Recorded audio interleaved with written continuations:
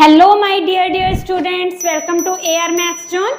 हम हमारा +1 का मैथ कर रहे थे पिछली वीडियोस में। तो उसमें क्या किया था, हमने चैप्टर 1 स्टार्ट किया हुआ था जिसमें हमने 1.4 एक्सरसाइज तक कंप्लीट करवा दिया था, है ना। अब हम बढ़ रहे हैं हमारी लास्ट एक्सरसाइज की तरफ, 1.5। मुझे लग रहा है आपको ये चैप्टर बहुत ईजी लगा होगा अब तक। अब ये लास्ट एक्सरसाइज है, ये भी बहुत ईजी है। क्या है इसमें, देखिए। सबसे पहले हम इसकी इंट्रोडक्शन कर रहे हैं। कॉम्प्लीमेंट ऑफ अ सेट, किसी सेट का कॉम्प्लीमेंट क्या होता है। देखिए, let you be any universal set. You वैसे भी हम डिनोट करते हैं किससे, यूनिवर्सल सेट से। यू कोई यूनिवर्सल सेट है और ए इसका कोई सबसेट है। तो उसका कॉम्प्लीमेंट, ए का कॉम्प्लीमेंट क्या होगा। ए का कॉम्प्लीमेंट, ए कॉम्प्लीमेंट को तो सबसे पहले ए डैश से लिखते हैं। ए डैश इक्वल्स टू क्या है, x such that x belongs to you.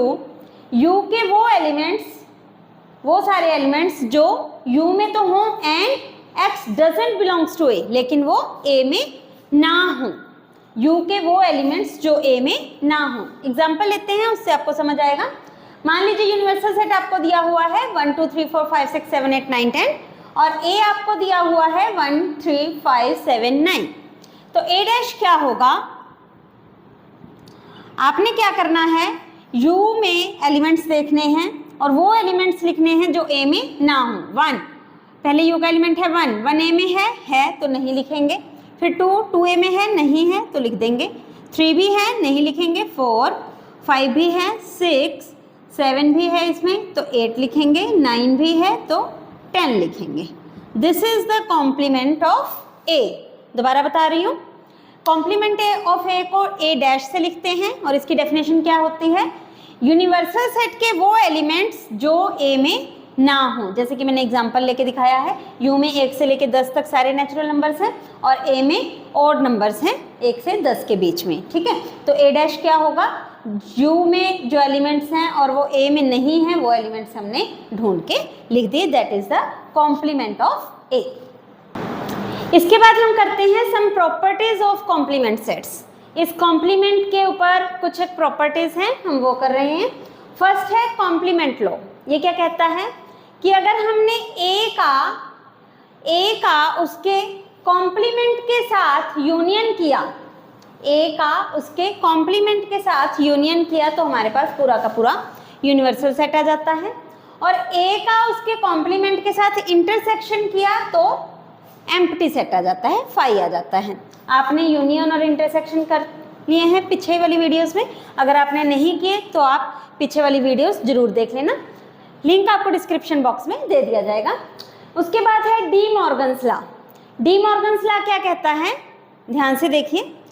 A union B का अगर हम कॉम्प्लीमेंट करें, पहले ए यूनियन बी निकालना है, उसके बाद उसका कॉम्प्लीमेंट करना है, तो क्या हो जाता है, A dash intersection B dash.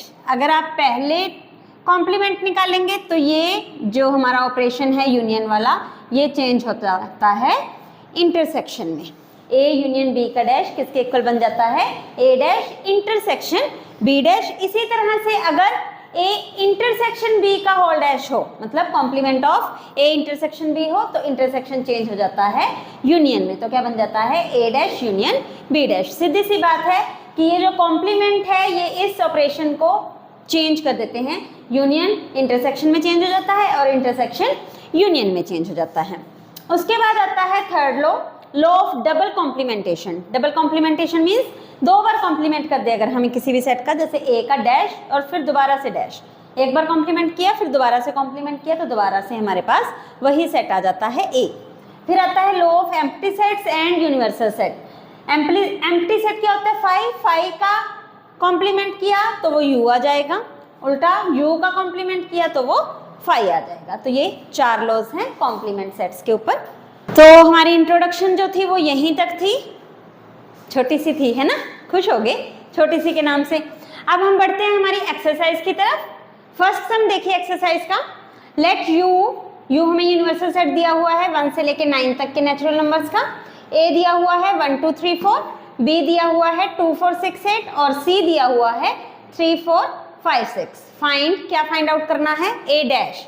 सबसे पहले हमें ए का कॉम्प्लीमेंट फाइंड आउट करना है। तो ए का कॉम्प्लीमेंट मैंने क्या बताया अभी कि आपने क्या करना है, यू के वो एलिमेंट्स जो ए में ना हो, ए के एलिमेंट्स छोड़ छोड़ के यू के सारे एलिमेंट्स लिख दीजिए। 1 2 3 4 है ए में, तो 1 2 3 4 हम नहीं लिखेंगे, क्या लिखेंगे 5 6 7 8 9। क्लियर। अब बढ़ते हैं बी डैश की तरफ। बी के एलिमेंट्स को छोड़ के यू के सारे एलिमेंट्स लिख देंगे। बी में क्या है 2 4 6 8, तो 2 छोड़ देंगे, 4 छोड़ देंगे, 6 छोड़ देंगे, 8 छोड़ देंगे, क्या रह गया 1 3 5 7 9। क्लियर। ठीक है जी, ये था बी डैश के लिए। आगे बढ़ते हैं, इनको कट कर देते हैं हम। हाँ जी, अब है ए यूनियन सी का whole dash. A union C bracket में है, तो पहले हमें A union C find out करना पड़ेगा, फिर हम उसका डैश निकालेंगे। मैं यहाँ निकाल रही हूँ ए यूनियन सी, ए यूनियन सी। हाँ जी, ए और सी के सभी एलिमेंट्स, ए में क्या है 1 2 3 4 और सी में क्या है 3 4 5 6। 3 4 हम लिख चुके, तो अब लिख देंगे 5 और 6। ठीक है, तो अब ए यूनियन सी का डैश करना है, मतलब ए यूनियन सी के एलिमेंट्स को छोड़ के यू के सारे एलिमेंट्स लिख देंगे। ए यूनियन सी में है 1 से लेके 6 तक, ये सारे छोड़ दिए, क्या बच गए 7 8 9। क्लियर। अब करते हैं ए यूनियन बी का डैश। फिर से पहले ए यूनियन बी निकालेंगे हम।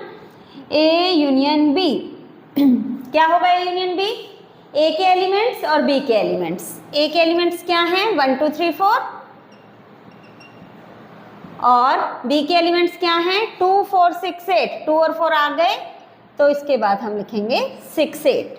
अब यू के वो एलिमेंट्स जो ए यूनियन बी में नहीं हैं, 1 2 3 4 तो हैं, 5 नहीं है, 6 है, 7 नहीं है, 8 है और 9 नहीं है। क्लियर। हाँ जी, अब बढ़ते हैं ए डैश के डैश पे। ए डैश का डैश, ए डैश हम निकाल चुके हैं, ये रहा, इसका दोबारा डैश करना है। दैट मीन्स यू के वो एलिमेंट्स जो ए डैश में नहीं हैं, यू में से ए डैश के एलिमेंट्स छोड़ देंगे। यू में एलिमेंट्स कौन से 1 से 9 तक, और ए डैश में क्या है 5 6 7 8 9। यू में से हम 5 6 7 8 9 को छोड़ देंगे। 5 6 7 8 9 को छोड़ा, तो क्या बचा हमारे पास 1 2 3 एंड 4। देखो दोबारा से ए आ गया ना, ए ही था ये, वो रहा। और मैंने ये हमारे डबल कॉम्प्लीमेंटेशन लॉ में बताया था, याद है, अभी अभी बताया था ना 4 लॉज, जिसमें लॉ ऑफ डबल कॉम्प्लीमेंटेशन में मैंने कहा था ए डैश का डैश दोबारा से ए डैश के ए के इक्वल आ जाता है। अब करते हैं बी माइनस सी का डैश। पहले क्या निकालेंगे हम बी माइनस सी। भूल गए मैडम जी हम तो, माइनस क्या होता था भूल गए, माइनस भूल जाते हैं, यूनियन और इंटरसेक्शन तो याद रहता है। माइनस में क्या था याद करो, बी के वो एलिमेंट्स जो सी में नहीं है, मतलब बी के एलिमेंट्स में से सी वाले छोड़ के बाकी लिख देंगे। हाँ जी, बी में क्या है 2, 2 है सी में, नहीं है, लिख दिया। फिर है बी में 4, 4 तो है, नहीं लिखेंगे। फिर है बी में 6, 6 भी है सी में, वो भी नहीं लिखेंगे। और फिर है 8, तो बी माइनस सी क्या हुआ 2 एंड 8। उसके बाद बी माइनस सी का डैश, यू के एलिमेंट्स में से 2 और 8 को छोड़ दो। 1 2 छोड़ दिया, 3 4 5 6 7 8 छोड़ दिया और 9। मेरे ख्याल से बहुत अच्छे से क्लियर होगा फर्स्ट क्वेश्चन आपको। तो बढ़ते हैं सेकंड क्वेश्चन की तरफ। हाँ जी, तो बढ़ते हैं सेकंड सम की तरफ। मेरे ख्याल से अब आपको फर्स्ट सम करके कॉम्प्लीमेंट अच्छे से समझ आ गया होगा। तो बढ़ते हैं हमारे सेकंड सम की तरफ। If U equals to A B C D E F G H, English है, सिंपल इंग्लिश है, अल्फाबेट्स हैं सीधे सीधे। Find the complement of A B C. A का कॉम्प्लीमेंट निकालना है हमने, यानी कि ए डैश निकालना है। हाँ जी, ए डैश क्या होगा, यू में से हम ए बी सी को छोड़ देंगे, ए बी सी छोड़ दीजिए, बाकी क्या बचे D E F G H. Clear. हाँ जी, बी का, बी क्या है डी ई एफ जी, डी ई एफ जी, तो इसका डैश क्या होगा डी ई एफ जी तक सारे छोड़ देंगे। क्या बचा ए बी सी और एच, ए बी सी और एच, सी का डैश, ये मैंने आपको होमवर्क के लिए देना चाहिए था ना, मैंने नहीं कर दिया, इजी था।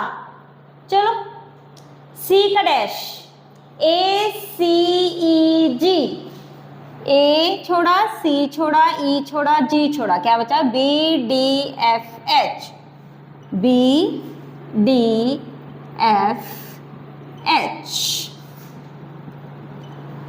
डी डैश, डी क्या है? F G H A, F G H और ए, क्या बचा? B C D E, B C D और ई। तो हमने चारों सेट्स का कॉम्प्लीमेंट निकाल दिया। बढ़ते हैं थर्ड सम की तरफ। हाँ जी, थर्ड क्वेश्चन है taking the set of natural numbers as the universal set. हमारे पास यूनिवर्सल सेट क्या दिया हुआ है? नेचुरल नंबर्स का सेट। फाइंड कॉम्प्लीमेंट ऑफ, किसका कॉम्प्लीमेंट निकालना है?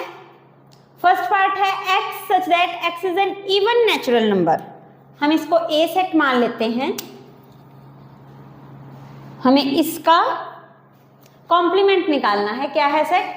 सारे के सारे even natural numbers. Natural numbers में से अगर मैं इवन नेचुरल नंबर्स माइनस कर दूं, मतलब हटा दूं, तो मेरे पास क्या बचेगा? ए डैश में यही देखना होता है ना, यूनिवर्सल सेट में से उस सेट के एलिमेंट्स हटा दिए। अगर मैंने सभी के सभी नेचुरल नंबर्स में से सारे के सारे इवन नेचुरल नंबर्स हटा दिए तो क्या रह जाएगा? ऑब्वियसली ऑड नेचुरल नंबर्स ना। तो क्या लिखेंगे हम? A dash equals to X such that X is an odd natural number. Clear? Natural number में से अगर हमने इवन नेचुरल नंबर हटा दिए तो क्या बचेगा हमारे पास? Odd natural numbers. ठीक है जी, इसको मैंने बी सेट लिया, बी डैश निकालना है। बी देखते हैं पहले क्या है? X such that X is an odd natural number, उसी का उल्टा है, तो इसका डैश मेरे ख्याल से आपको सबको समझ आ गया होगा।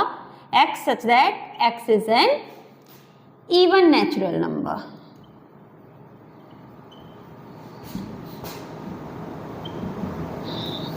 हाँ जी, आगे देखते हैं। इसको मैं सी सेट लेती हूं, सी डैश निकालना है।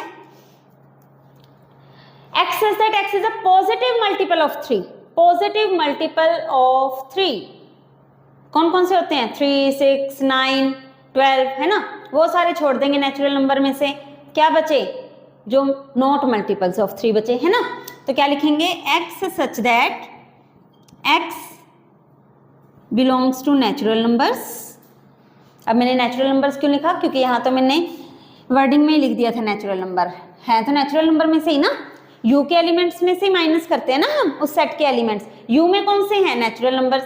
तो X such that x belongs to natural number and 3 के मल्टीपल्स हटा दिए तो क्या बच गए? X is not a multiple of 3, मतलब वो एलिमेंट्स जो मल्टीपल ऑफ 3 नहीं है। 3 के मल्टीपल्स तो हटा दिए ना, तो कौन से बचे? जो 3 के मल्टीपल्स नहीं हैं। ठीक है जी, नेक्स्ट इसको डी लिया तो D dash x such that X is a prime number. Prime number हटा दिए, क्या बचे? बताओगे? यहां पर आके थोड़ी सी गड़बड़ी हो जाती है। क्या गड़बड़ी हो जाती है भाई? सिंपल ही तो है मैम, प्राइम नंबर को छोड़ो कंपोजिट बच जाते हैं, है ना। या प्राइम नंबर्स होते हैं या कंपोजिट नंबर्स होते हैं। प्राइम नंबर्स को छोड़ दिया सारे नेचुरल नंबर में से, क्या बचा? Composite number. लेकिन व्हाट अबाउट 1 रह जाता है। मेरे पास जो बच्चे आते हैं उन्होंने इसका कॉम्प्लीमेंट यही लिखा था। क्या लिखा था? X such that X is a composite number. लेकिन क्या बताया मैंने अभी? 1 इज द यूनिक नंबर, जो ना कि प्राइम नंबर होता है और ना ही कंपोजिट होता है। वो ना इस सेट में आया और ना जो आप लिखोगे, मान लो अगर आप लिखते हो तो कि x such that X is a composite number, ना ही उस सेट में आया, लेकिन हमने इसमें 1 भी लाना है। तो क्या लिखेंगे? X such that x belongs to natural number, natural number में तो होगा ही होगा, and x is a composite number, composite number भी होगा वो, लेकिन एक और element, and x equals to 1। ये रह गया था ना, इसके लिए स्पेशली हमने इसको और डिफाइन कर दिया कि सारे के सारे कंपोजिट नंबर और 1। ठीक है, अब तो इंक्लूड हो गया ना 1, क्योंकि नेचुरल नंबर्स में 1 भी होता है और वो इसमें माइनस नहीं हुआ तो उसके डैश में 1 भी आएगा। क्लियर? तो इसके बाकी के पार्ट्स करते हैं। हाँ जी, थर्ड सम देखिए, फिफ्थ पार्ट क्या है, किसका कॉम्प्लीमेंट निकालना है, x such that x is a natural number divisible by 3 and 5। 3 and 5 ऐसे नंबर्स जो 3 से भी डिविजिबल हों और 5 से भी डिविजिबल हों। बता सकते हैं ऐसे नंबर्स जो 3 से भी डिविजिबल हैं और 5 से भी? जरूर बता सकते हैं, है ना। कौन कौन से? 15, 30, 45, वो सारे 3 से भी डिविजिबल हैं और 5 से भी डिविजिबल हैं। अब हमने इसका कॉम्प्लीमेंट लिखना है। देखिए क्या होगा, x such that x is a natural number,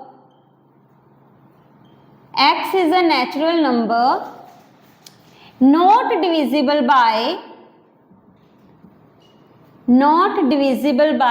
3, 5। Main चीज जो है, ध्यान से देखिएगा, इस चीज को समझिएगा। मेन चीज हमने ये देखना है नॉट डिविजिबल बाय 3 and 5 आएगा या और 5 आएगा। मैंने आपको पिछली वीडियोस में एंड और का मतलब बताया था। एंड का मतलब होता है कि इससे भी हो और इससे भी हो, मतलब दोनों का इंटरसेक्शन। एंड का मतलब होता है क्या? इंटरसेक्शन। और का मतलब होता है या तो ये या फिर ये, मतलब और का मतलब होता है यूनियन। ठीक है, अब देखिए अगर मैंने कहा कि x is a natural number not divisible by 3 and 5, मान लो मैंने यहाँ कह दिया 3 and 5, जो 3 से भी डिविजिबल नहीं होते और जो 5 से भी डिविजिबल नहीं होते। ठीक है, अब 3 से डिविजिबल कौन कौन नहीं होते?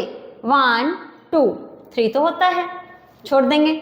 4, 5, 6 भी होता है 3 से डिविजिबल, उसको भी छोड़ देंगे। 7, 8 एंड सो ऑन, ये बनेंगे। और जो 5 से डिविजिबल नहीं होते वो कौन कौन से होंगे? 1, 2, 3, 4, है ना। लेकिन यहाँ एंड आ गया, 5 से डिविजिबल वाले कौन कौन से होंगे? 1, 2, 3, 4, 5 होता है तो नहीं लिखेंगे।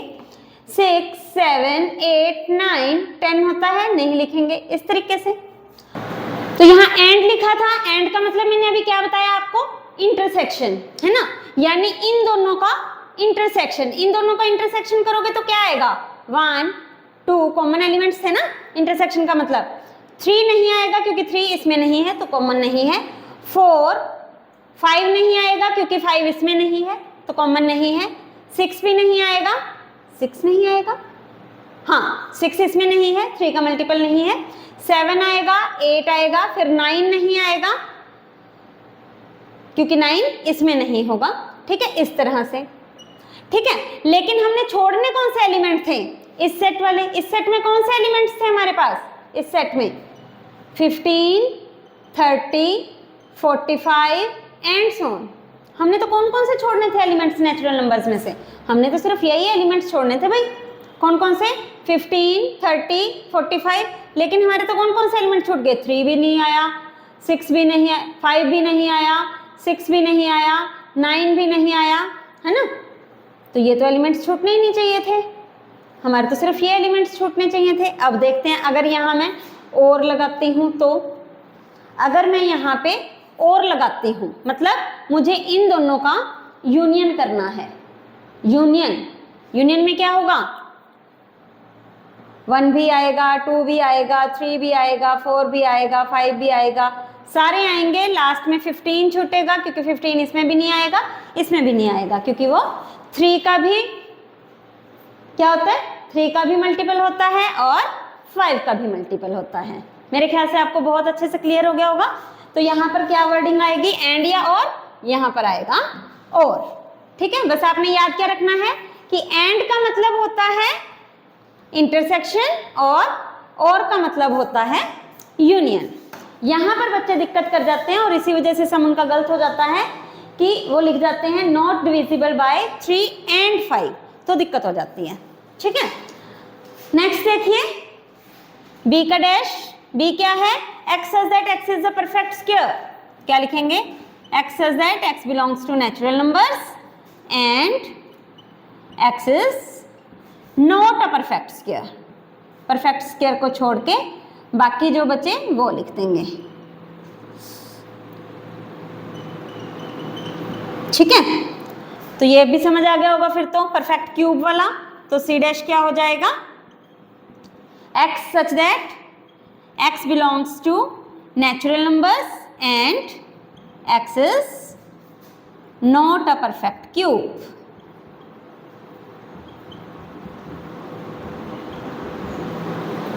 Next, x such that x plus 5 equals to 8। पहले तो हम इसी सेट को सोल्व करें भाई।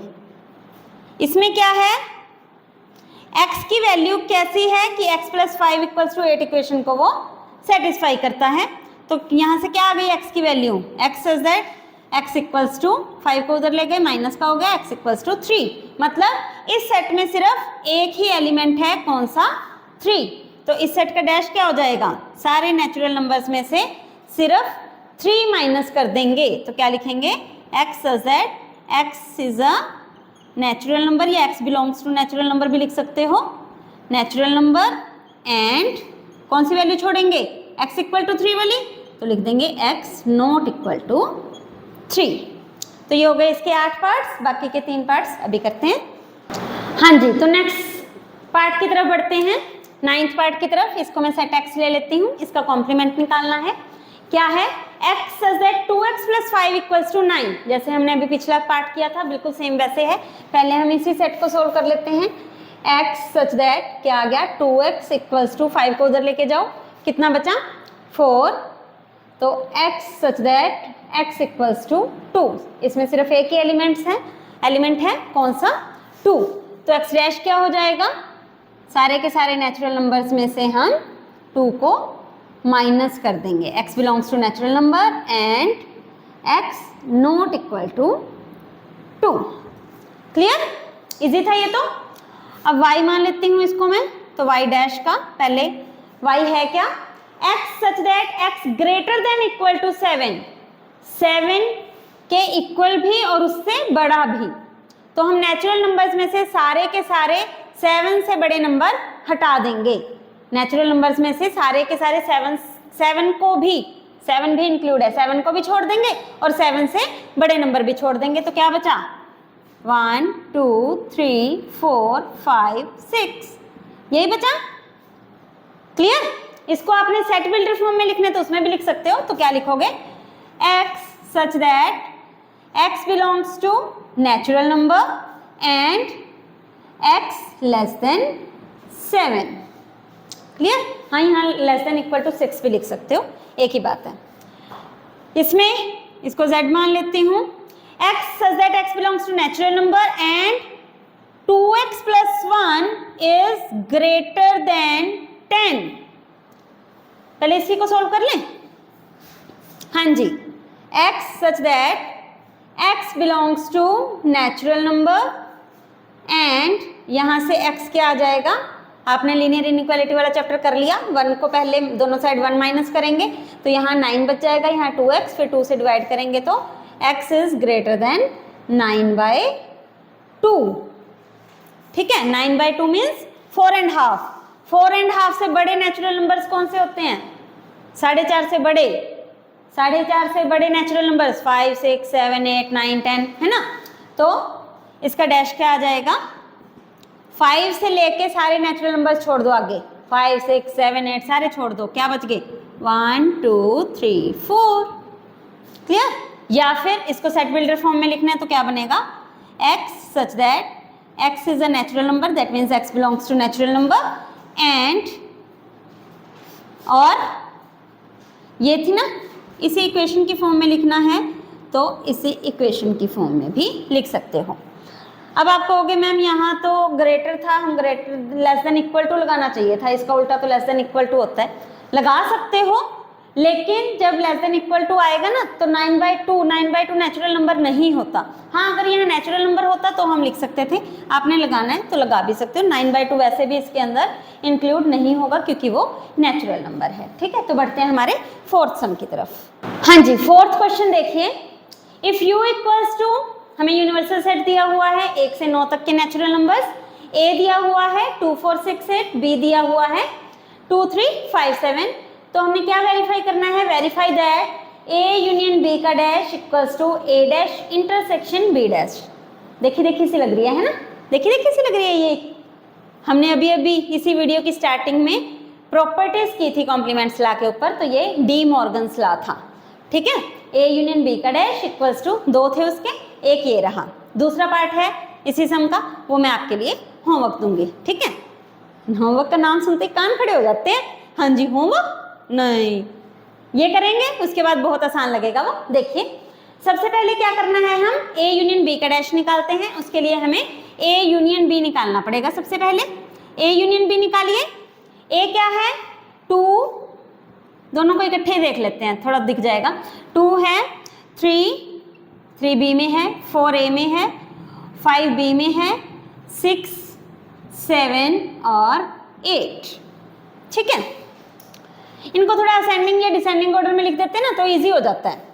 अब 2 से लेके 8 तक तो हमारे ए यूनियन बी में है, तो डैश में क्या रह जाएगा, यू में से हम 2 से लेके 8 तक के एलिमेंट्स छोड़ देंगे। यहाँ तक ये सारे छोड़ दिए तो क्या रह गया, 1 और 9। क्लियर, ये चीज़ तो निकल गई हमारी, मतलब लेफ्ट हैंड साइड तो हमारी निकल गई। अब हमने राइट हैंड साइड निकालनी है। राइट हैंड साइड के लिए मुझे क्या चाहिए, ए डैश चाहिए और बी डैश चाहिए, फिर इन दोनों का इंटरसेक्शन कर देंगे। तो ए डैश लिख लेते हैं हम। ए डैश क्या होगा, ए में क्या है, 2 4 6 8, 2 4 6 8 छोड़ दो, 1 3 5 7 और 9। बी डैश क्या होगा, बी डैश में से यू में से बी के एलिमेंट्स छोड़ दो। 1 लिखा, 2 छोड़ दिया, 3 छोड़ दिया, 4 लिखा, 5 छोड़ दिया, 6 लिखा, 7 छोड़ दिया, 8 और 9, ठीक है। निकालना क्या है, इन दोनों का इंटरसेक्शन निकालिए। इन दोनों में क्या कॉमन है, एक तो 1 कॉमन है, दिख ही रहा है। 3 भी नहीं है, 4 भी नहीं है, 5 नहीं है, 6 नहीं है, 7 नहीं है, 8 नहीं है, तो 9 भी कॉमन है। देखिए क्या ये दोनों इक्वल हैं, हाँ जी इक्वल हैं, दिख रहे हैं ना। तो हमने डी मॉर्गन्स लॉ का फर्स्ट जो लॉ था वो प्रूव कर दिया, सेकंड लॉ आपने प्रूव करना है, ठीक है। तो बढ़ते हैं 5th सम की तरफ। हाँ जी, draw Venn diagrams of 4, diagrams बनाने हैं, वेन डायग्राम्स। ओहो हो, बहुत गंदा काम आ गया है ना बच्चों को। मेरे ट्यूशन वाले बच्चों को तो ना बहुत गंदे लगते हैं डायग्राम्स बनाने। मैम आप ही बता दो, इसीलिए मैंने 2 पार्ट्स मैं करवाऊंगी, 2 पार्ट्स आपके होमवर्क के लिए छोड़ूंगी। प्रैक्टिस भी जरूरी है ना, आना भी तो चाहिए, ठीक है। देखते हैं फर्स्ट क्या है, ए यूनियन बी का डैश। पहले वेन डायग्राम के लिए मैंने क्या कहा था, यूनिवर्सल सेट ड्रॉ करते हैं जो कि एक रेक्टेंगल की फॉर्म का होता है। ये है हमारा यूनिवर्सल सेट, ठीक है। इसके अंदर 2 सेट्स हैं, दो की बात चल रही है ना, ए और बी की, ए और बी। ये मैंने बताया था कि हम इसको ओवरलैपिंग में क्यों बनाते हैं, यहाँ पे कट क्यों करते हैं, कि ये जो बीच का पोर्शन होता है ये दोनों में कॉमन एलिमेंट्स होते हैं, ठीक है। अब मुझे कोई बता सकता है, वैसे मैंने बताया हुआ है आपको कि ए यूनियन बी क्या होगा। पहले मैं ए यूनियन बी बताऊंगी, फिर हम उसका डैश करेंगे। ए यूनियन बी क्या होगा, ए के और ये वाला और बी के सारे एलिमेंट्स, है ना, यही होता था। वाह जी वाह, क्या गुचमुच मार दिया है ना, कितना अच्छा लग रहा है, अच्छा लग रहा है। ये वाला, ये क्या हुआ हमारा, ए यूनियन बी का। लेकिन हमें चाहिए क्या था, इसका डैश, तो इसका डैश ड्रॉ करते हैं। ये है हमारा यूनिवर्सल सेट, ये था हमारा ए सेट, ये था हमारा बी सेट। अब ए यूनियन बी का डैश मतलब ए यूनियन बी को छोड़ के बाकी जो यू बच गया, इस यू में से सिर्फ इसको छोड़ा तो क्या बच गया, ये बच गया, कौन सा, ये वाला पोर्शन जी,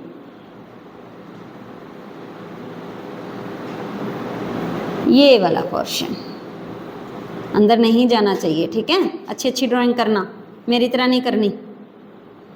ये फिर अंदर चला गया।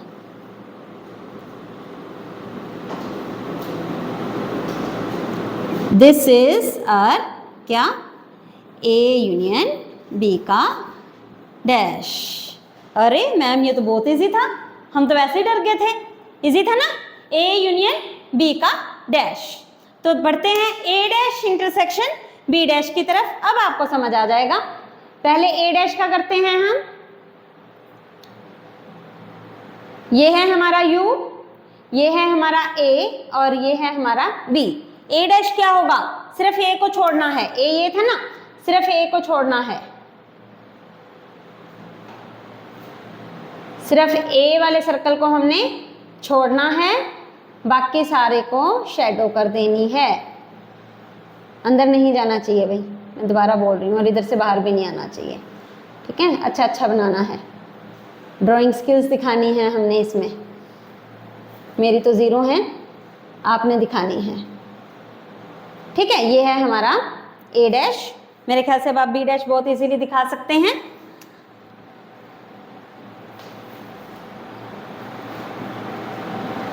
ये है ए, ये है बी, तो बी डैश क्या होगा, बी वाले सर्कल को छोड़ के बाकी सारा, बी वाला सर्कल छोड़ा,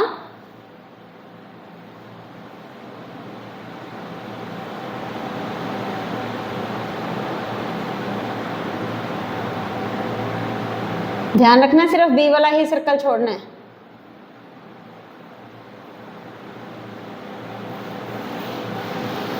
ठीक है, यही बनेगा। अब हमने क्या बताना है, ए डैश और बी डैश का, इन दोनों का इंटरसेक्शन, इंटरसेक्शन बताना है ना।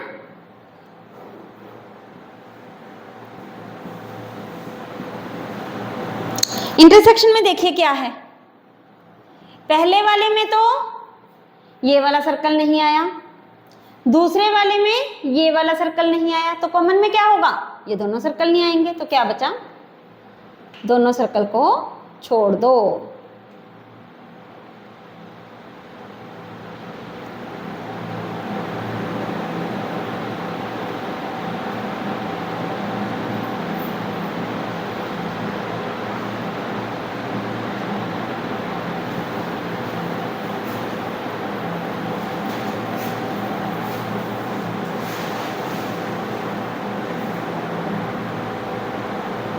क्लियर। अब आपको इन दोनों को देख के कुछ लग नहीं रहा, क्या लग रहा है, ये दोनों तो इक्वल इक्वल से सेम पोर्शन मैम, ये तो ड्रॉ हुआ है ना। अरे भाई ये डी मॉर्गन्स लॉ तो है, ये इसके इक्वल ही तो होता है, अभी तो प्रूव किया था, पिछले समय हमने यही तो प्रूव किया था कि this is equal to this, तो इन दोनों का डायग्राम भी सेम बनेगा, ठीक है। तो थर्ड और फोर्थ पार्ट आपने करना है। हाँ जी, 6 सम देखिए, late U be the set of all triangles in a plane। U क्या है, यूनिवर्सल सेट क्या है हमारे पास, सेट ऑफ ऑल ट्राइंगल्स, है ना। ओके जी, A क्या है, if A is the set of all triangles with at least one angle different from 60 degree, triangles with at least one angle different from 60 degree, यही दिया हुआ है। तो हमें ए डैश निकालना है। देखिए पहले ए को समझिए तो ही हम ए डैश निकाल पाएंगे। ए के अंदर वो सारे ट्रायंगल्स हैं जिसमें कम से कम एक एंगल 60 डिग्री से डिफरेंट हो। कम से कम का मतलब एक एंगल भी 60 से अलग हो सकता है, 2 एंगल्स भी 60 से अलग हो सकते हैं, तीनों एंगल्स भी 60 से डिफरेंट हो सकते हैं। मतलब इस सेट के अंदर वो ट्रायंगल्स आई हैं, कौन सी, जिसके अंदर सिर्फ वो नहीं है जिनमें तीनों एंगल 60 के हों। आप बात को समझिए, इसने कहा at least one angle different from 60, that means एक एंगल भी 60 से डिफरेंट हो सकता है, 2 एंगल्स भी 60 से डिफरेंट हो सकते हैं और तीनों एंगल्स भी 60 से डिफरेंट हो सकते हैं। यही बोला, एटलीस्ट का मतलब मैंने क्या बताया, कम से कम एक एंगल तो होना ही चाहिए। एक भी हो सकता है, दोनों भी हो सकते हैं, तीनों भी हो सकते हैं। तो इसके अंदर कौन सी ट्रायंगल्स नहीं आई, कौन सी ट्रायंगल्स नहीं आई, जिसके अंदर तीनों ही एंगल्स डिफरेंट ना हो 60 से। डिफरेंट ना हो मतलब तीनों ही एंगल्स 60 डिग्री के हों। तो इसमें वही ट्रायंगल्स बच गई, तो वो ट्रायंगल्स किस में चली जाएंगे, ए डैश में। यानी ए डैश के अंदर कौन सी ट्रायंगल्स आई, जिसके तीनों ही एंगल्स 60 डिग्री के हों। क्लियर? वो कौन सी ट्रायंगल्स होती हैं जिसके तीनों एंगल 60 डिग्री के होते हैं? कौन सी होती हैं? सेट ऑफ ऑल, क्या बोलते हैं उनको? Equilateral triangles. Ma'am equilateral triangles तो वो होती थी जिनकी सारी साइड्स इक्वल हों, उनको कहा जाता था, है ना? अरे भाई सारी साइड्स इक्वल है तो उनके सारे एंगल्स भी तो इक्वल होंगे। आपने ये प्रॉपर्टी भी तो की हुई है कि क्या दो अगर साइड्स इक्वल हैं तो उनके अपोजिट एंगल्स भी इक्वल होंगे। यहाँ तो तीनों ही साइड्स इक्वल हैं तो तीनों एंगल्स ही इक्वल होंगे। तो कौन सी ट्रायंगल्स हो गई? Equilateral triangles. या आप ये भी लिख सकते हो set of all triangles which है all angles equal to 60 degree. Clear? तो 7th क्वेश्चन जो है वो समझ गए होंगे अब तक तो, है ना? होमवर्क कुछ नहीं है, उसमें फिल इन द ब्लैंक्स है। सेट्स को यूनियन करके क्या बनता है, इंटरसेक्शन करके क्या बनता है, वो आपने बताना है। बहुत इजी है, थोड़ा सा दिमाग लगाना है और मुझे कमेंट सेक्शन में आपने कमेंट करके बताना है, ठीक है? तो इसके साथ ही हमारी 1.5 एक्सरसाइज भी कंप्लीट होती है। अब हमारी सिर्फ मिसलेनियस एक्सरसाइज रह गई है ना इस चैप्टर की। कई बच्चे तो मिसलेनियस करते भी नहीं है, कहते हैं छोड़ो इसमें से क्या होना है ना? लेकिन मिसलेनियस भी करनी होती है, बहुत अच्छी लगती है, थोड़ा सा दिमाग वाली होती है। हमें पता भी चलता है कि हमने इस चैप्टर में से क्या सीखा और क्या हमने जितना किया हमें कुछ समझ में आया या नहीं आया। तो नेक्स्ट वीडियो में हम इसकी मिसलेनियस एक्सरसाइज करेंगे और इसके साथ ही फिर हमारा ये चैप्टर भी कंप्लीट हो जाएगा। अच्छा लगे तो प्लीज़ लाइक एंड सब्सक्राइब।